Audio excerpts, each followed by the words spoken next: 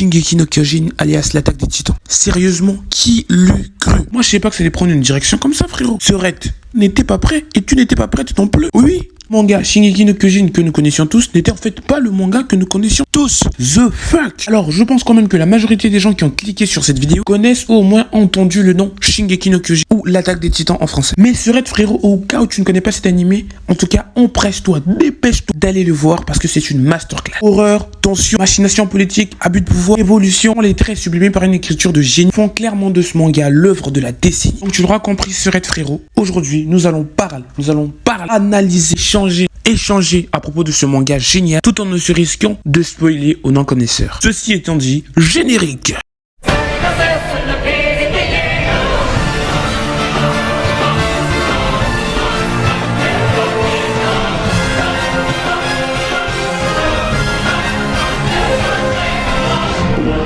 Alors nous sommes en l'an 536. Une nouvelle menace humanoïde apparaît sur Terre, les Titans. Assaillé par ces êtres colossaux jusqu'à sa quasi-extinction, le reste de l'humanité érigera 3 remparts. Les murs Maria, Rose et Sina. Il la protégera et lui garantira une période de paix pendant 100 ans. Dans tout ça, nous avons le jeune Eren Yeager, qui par son caractère impulsif et idéaliste a toujours rêvé d'aller en dehors des murs, explorer l'au-delà. Cependant, le quotidien d'Eren et de ses 2 camarades, à savoir Mikasa et Armin, se retrouvera bouleversé du tout au tout.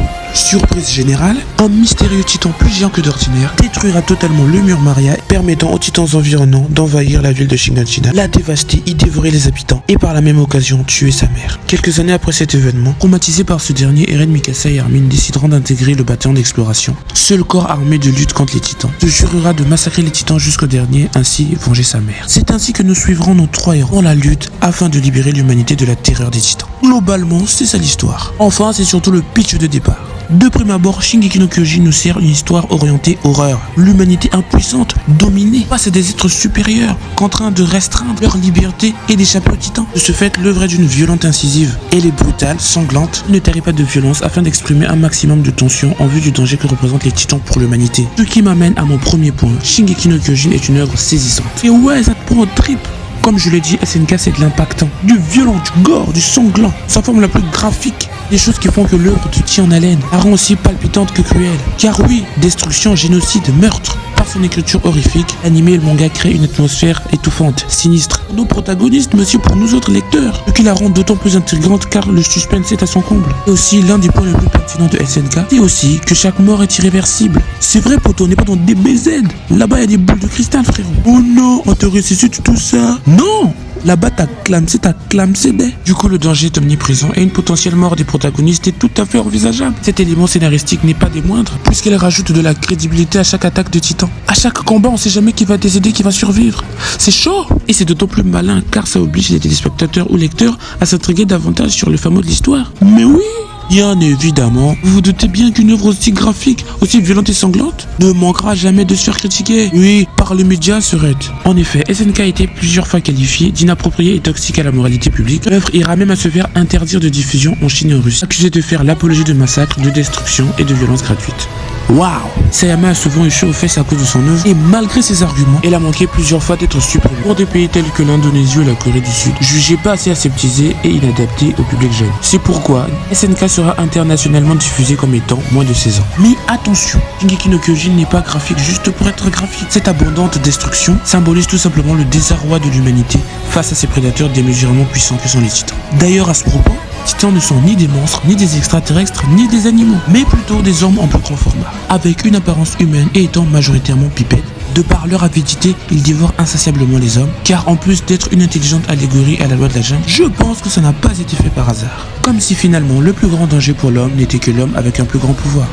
Médite là-dessus. Dans l'anime, il est présenté un contexte froid, à la fois vivant et sobre. SNK fait avancer son scénario de façon très logique et ascendante, ce qui est l'une de ses qualités principales. Elle émet notamment des éléments pertinents qui la poussent à se modifier et à prendre une direction tout autre. Une direction susceptible de changer radicalement son sens. Ce qui m'amène à mon second point. Shingeki no Kyojin est une œuvre qui se redéfinit. Autour n'était pas prêt, on n'était pas prêt. Là, l'œuvre, elle a fait un drift pas possible. Un virage, une rotation à 180 degrés. Le contexte de l'œuvre n'est plus le même. Le récit n'est plus le même. En effet, à partir de la saison 3, le récit semble prendre une autre itinéraire qui redéfinit totalement les faits antérieurs du scénario. Elle va tout premièrement dans l'idée selon laquelle il y aurait d'autres humains en dehors des murs et que finalement l'humanité aurait survécu. L'hypothèse se crédibilisera au fil de ces révélations et se concrétisera définitivement dans la saison 4. C'est bête parce que finalement quand tu te remates le machin, bah c'est logique. Ce qui est d'autant plus choquant avec ces informations, c'est qu'elle recontextualise l'œuvre en entièreté. À cet effet, tous les éléments qui composaient l'univers de SNK perdent un peu de leur symbolique. Les murs Maria, Rose et Sina représentaient les remparts de l'humanité.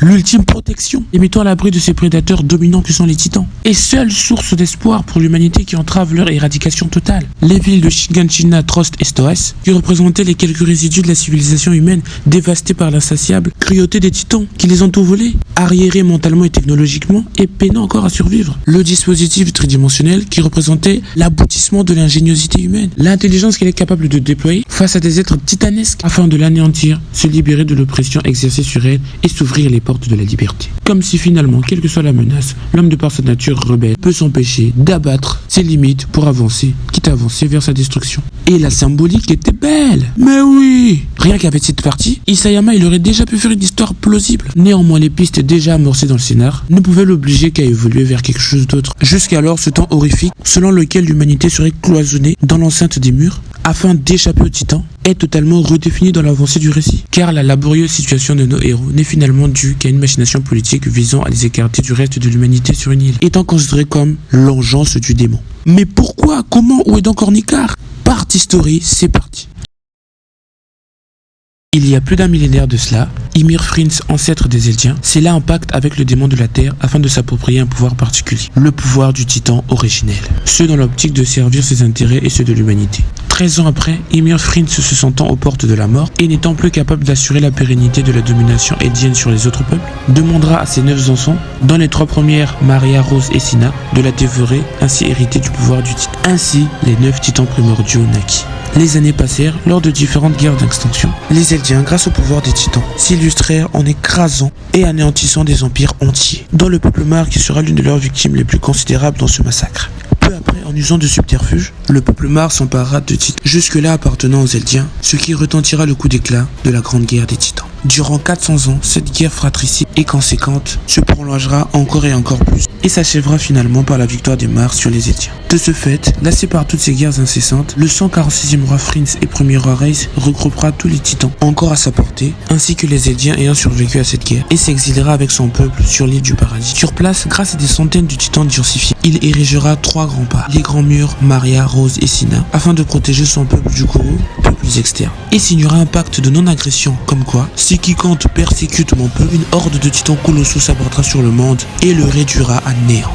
C'est ainsi que pendant 100 années, jour pour jour, l'humanité vivra sereinement à l'abri sur l'île du paradis. Fin de la partie story. Tu comprendras que toutes ces révélations, quand tu te relis le manga ou tu te retapes l'anime, le message mais surtout le propos n'est absolument plus le même. C'est aussi ça qui fait le génie de Hajime Isayama, cette capacité à redéfinir totalement son œuvre, tout en restant logique et cohérent par rapport à l'enchaînement de son scénario. L'on passe donc d'une humanité opprimée, crainte d'extermination par les titans, à une race d'humains ostracisés à cause des crimes commis par leurs aïeuls. Du coup, leur situation de détresse devient sujette à controverse. Mais ce n'est pas tout. Cette saison 4 nous fait découvrir également de nouveaux personnages, dont Falco, qui semble être le nouveau protagoniste de cette série. En effet, Falco est un Indien abandonné, ou plutôt qui n'a pas pu regagner l'île du paradis. Du coup, lui et ses semblables sont cloisonnés dans un camp appelé Revelio, qui est attribué à toutes les races impures, l'engeance du démon, les Eldiens. Ils sont alors marginalisés et discriminés. L'on apprend également les vraies origines de Reiner et Bertolt, le programme de guerre renaissance qui recrute de jeunes Eldiens, finiront détenteurs de titans combattront pour le peuple Mar afin de devenir citoyens d'honneur. Sauf que Falco, lui, s'enrôlera pour une toute autre raison, sauver Gabi, qui alors veut hériter du titan cuirassé. D'ailleurs, on en parlera un peu plus de Gabi, on va en parler. Nous avons de nouveaux personnages tels que Pique, la détentrice du titan charrette, Porco, Galliard, le détenteur du titan mâchoire, le capitaine Brad, Piomagat, et bien d'autres. Nous en apprenons également plus sur les systèmes et conditions de vie de Mar, ainsi que leurs avancées technologiques. C'est par là qu'on remarque le contraste technologique qu'il y a entre les Eldiens de l'île de Paradis et les mares. Wesh, sur l'île du paradis, ils sont au Moyen-Âge, les mecs. Les frérots, ils sont au Moyen-Âge. Or qu'à Mar, on croirait être dans les années 50. Je veux dire, ils ont des caisses, des dirigeables et tout. Voilà, c'est pas la même époque, frérot. Révélation d'autant plus marquante puisque nous arrivons au petit 3, les foreshadowing. S'il y a un fait que l'on peut considérer comme l'une des forces, des puissances de cette œuvre, c'est bien les foreshadowing. Alors les foreshadowing, ce sont des révélations dérivées de petits éléments dissimulés ci et là dans la série auparavant. De petites intrigues, de petits éléments qui pourraient logiquement pousser à cette conclusion, mais qui sont bien souvent banalisés et aboutissent à des révélations du nom de foreshadowing. Tu l'auras compris, dans Shingeki no Kyojin, des foreshadowing, il y en a plein. Que ce soit les révélations sur le titan assaillant du père d'Eren, l'origine de la force des Ackerman, la relation entre Historia et la famille royale, l'histoire d'Ymir, le grand terrassement. Et Shingeki no Kyojin, alias l'attaque des titans SNK, c'est aussi des événements qui tiennent aux tripes, des événements impactants, tels que la première attaque sur Shiganshina, épique, le rebouchage du mur rose, cool, le combat Eren versus Agni, donc le titan assaillant versus le titan féminin. Il s'est un peu fait latter la gueule, mais ça va. Le premier combat Eren versus le titan cuirassé, la mort d'Erwin, l'attaque des Eldiens sur Revelio, la mort de Sacha, putain, j'ai pris 2 mois pour m'en remettre, etc., etc. Maintenant, on va parler de Gabi, la petite Gabi. Grosso modo, Gabi, c'est une meuf, elle est là, et les RF, elle est vénère, elle a été endoctrinée par les mares, afin de détester ses aïeuls et ses contemporains eldiens. Elle fait donc tout, elle se démène, malgré son jeune âge, pour réussir à gagner la mentalité et surtout la citoyenneté mare afin de se faire respecter et de redorer le blason des Eldiens au sein de la société.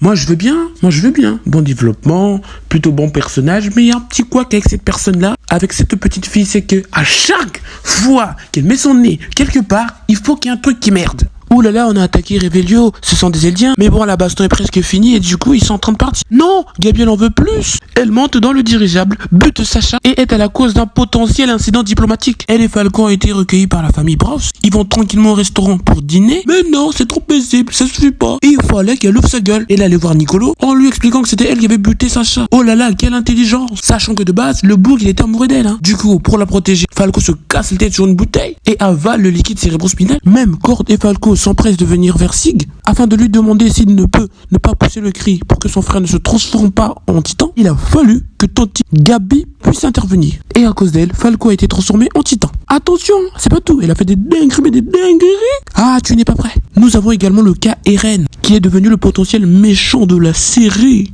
Un héros, un protagoniste de base qui devient méchant, en vrai, c'est original. Je n'ai pas dit un méchant protagoniste, comme dans Death Note ou Code Geass. Je veux dire, lui, à la base, il est gentil et il devient méchant. C'est original, ça. Bon, en vrai, c'est une question bien plus complexe. On en parlera une autre fois. Il ne fait aucun doute que Shingeki no Kyojin est un manga de génie, une œuvre intelligente, pertinente et garnie d'une écriture de génie. Dans Shingeki no Kyojin, aucun détail n'est là au hasard. Chaque détail sert un propos ou amorce une intrigue à venir. Mêlant horreur, tranche de vie, souffrance humaine, viciosité humaine, machination politique, abus de pouvoir, coup d'état, génocide et combat fratricide. Shingeki no Kyojin est une œuvre de génie traitée avec la plus grande minutie. Ce qui l'a hissé au panthéon du seinen manga. Ce qui fait que c'est et ça restera le putain meilleur manga de tous les temps. Abonne-toi, mets la cloche.